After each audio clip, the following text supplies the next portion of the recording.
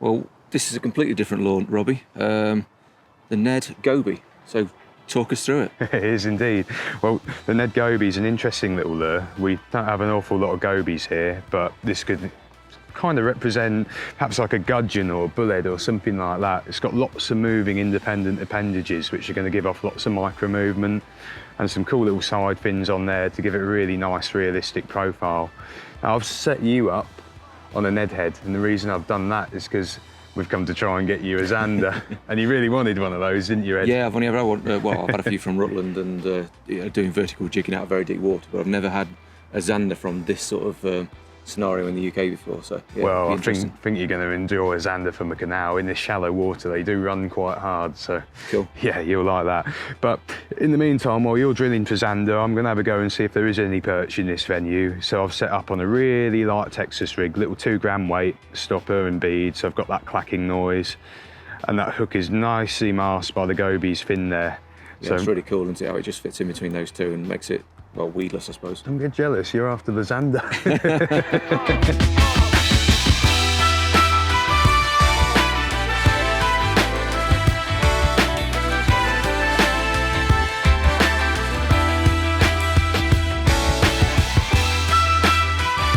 Okay, so while Ed's off trying to catch a Zander, I'm going to have a play with the Texas rig. And I like the Texas rig. It's one of my favourites for really wary perch because of the separation. Perch are extremely keyed up to weight resistance on pressured venues, so just having that little bit of movement can buy you much better bites on a tough day. Now, if you want, you can slide that peg all the way down and stop that weight moving, but for me personally, if I want to fish tight, I'll just slide it a couple of inches and have a little bit more of a restricted motion. But you can totally adjust it to suit your fishing needs. It's a very simple rig.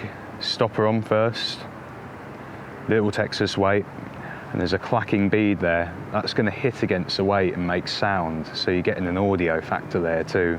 And finally, a little offset hook, and this is a size 1 that's placed in this Goby shad. And I think I've got a good chance of a perch on this rig. I do hope Ed gets a Zander, that'd be really cool. Let's explain how I work this. So I cast my Texas rig out, and I let this sink right the way down to the bottom. Once it's settled up, I tighten down, and I flick it just like I would any other jig. I fish those little bounces and pauses, but I'm getting that separation, so as I tighten up, the lure is creeping down closer to the bottom. It's a very different way of fishing a lure. And it's definitely a good one for getting bites on really finicky days. And it's certainly been moody. Oh, let's give it a cast down there, that looks good. Nice.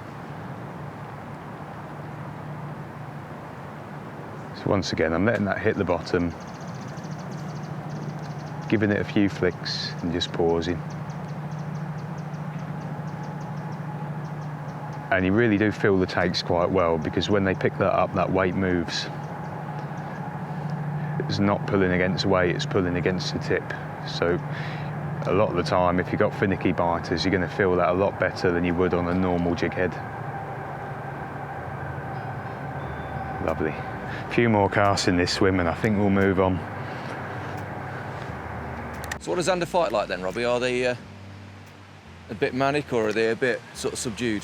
50-50. You get some that sort of want to do runs and go for it a bit, while others will be quite lethargic. I sometimes refer to them as tooth bream. Oh, right, excellent. But they're fascinating looking fish, and really one of the most alien and cool looking predators in our waterway, in my opinion. Yeah, they are quite cool. The ones I've caught have been vertical jigging in very deep water. Yeah. But I've never caught them in this sort of environment before, so it'd be... The fight you get in these shallow waters is very different. Because they haven't got down as an option, they will tend to run a little bit more. But for the most part, those bites are just going to feel like tiny little plinks very often. Sometimes they'll slam it. I think I got a little bite then. Yeah, it's a little bit difficult to sometimes distinguish between a feature and a bite. So if you think you feel something, give it a little strike just to make sure. So Robbie, we're using a braided main line with a fluorocarbon leader on. I mean, how important is that fluorocarbon lead, bearing in mind this water's not exactly too clear? Well, it's not necessarily down to the clarity. Fluorocarbon disappears very well in any kind of water, but the fluorocarbon is as important for abrasion resistance as well. Like, braid is fantastic for detection, but it might not offer the best abrasion resistance if you're bringing it through snags. So that fluorocarbon leader acts as a buffer. It also makes it less visible. Of course, if I was having problem with pike and stuff, I might use a wire trace. There's plenty of fine wires you can use now that would work perfectly in that scenario. For the most part, for lighter fishing, fluorocarbon between, say, 6 and 10 pound are ideal. And you can step up heavier. I've rigged you up heavier. What did we put you on? It was 17 pound, wasn't it? It was something like that, yeah. Yeah, something a little bit stronger so you can bend those hooks out on the snag because you're fishing open hook. But where it comes to Zander, it won't bother them too much, whereas perch can be a bit more finicky and line shy. Okay. So the chance of me getting a perch is limited a little bit, but the chance of me landing a Zander has improved. Absolutely.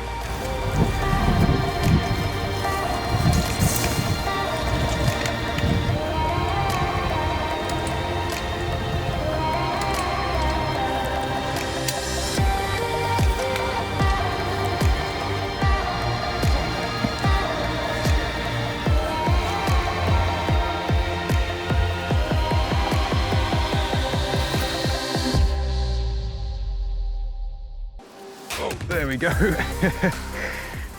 That's your PB Zander, isn't it, Ed? It is, yeah.